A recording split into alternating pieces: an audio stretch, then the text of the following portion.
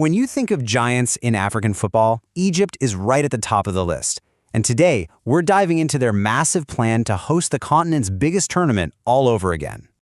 So what makes Egypt such a giant? I mean, it's way more than just their history on the pitch, right? This is a country that just lives and breathes football. And now they're taking all that passion, plus this huge investment in the country itself, and aiming for something really big. And here it is. It is official. Egypt is throwing its hat in the ring to host the 2028 African Cup of Nations. Now, you might remember they did a great job back in 2019, but this time their bid is all about an absolutely incredible lineup of stadiums.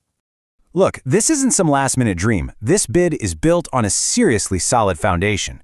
We're talking years of massive investment across the whole country. New roads, modern airports, world-class hotels. But the real star of the show, it's the stadiums. Egypt is basically shouting from the rooftops that they are more than ready for this. All right, let's get into the heart of it. The real power behind this bid is this amazing collection of modern arenas. And we're not just talking about one or two. These things are spread across 5 different cities, and it's a mix of completely renovated stadiums and some brand spanking new ones. And you know, there's a really powerful story here with the rebirth of Portside Stadium.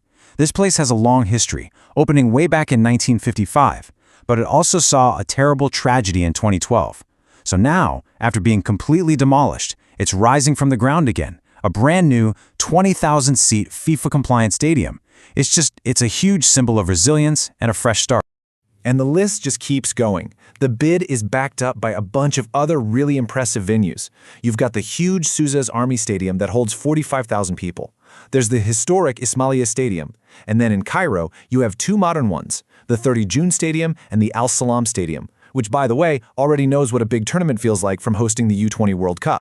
And what I love about this whole bid is how it mixes the new with the old. Take Alexandria Stadium. I mean, this place is basically a living museum of football. We're talking built in 1929.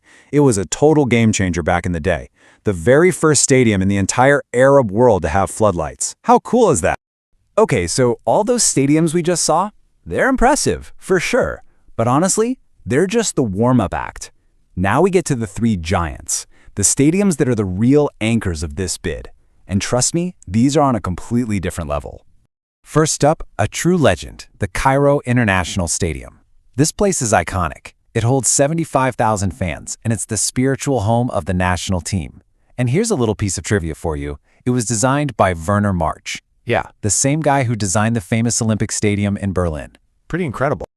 All right, next up, we're going even bigger. Let's talk about the Borg El Arab Stadium. For a long time, this was the biggest stadium in Egypt and the second biggest in all of Africa. It's this modern beast that can pack in an incredible 86,000 people. Just imagine the noise in there.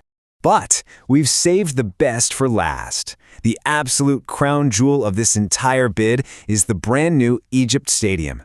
This thing is in the new administrative capital, and with a capacity of almost 94,000, it is now the largest football stadium not just in Egypt, but on the entire African continent. Wow. When you see the numbers side by side like this, it really hits you, doesn't it? The sheer scale of these 3 stadiums is just epic. We're talking about 3 different venues that could each host a major final. Together, they are without a doubt some of the biggest and best stadiums you'll find anywhere in Africa. And you know, the new Egypt Stadium isn't just about being huge. It's about beauty and history, too. The design of the roof, well, it's meant to look like the crown of Queen Nefertiti.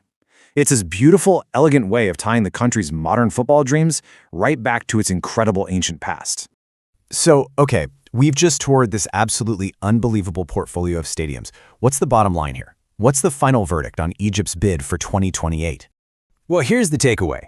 Egypt has put together a case that is deep, it's comprehensive, and it is seriously powerful.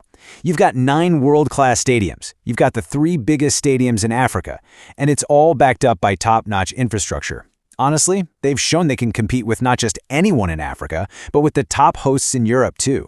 Which really leaves us with one big, provocative question to think about. When you look at everything, the insane scale of the new stadiums, the quality of the ones they've rebuilt, plus the fact that we know they can pull this off from 2019, have they actually built a bid for AFCON 2028 that is, well, unbeatable?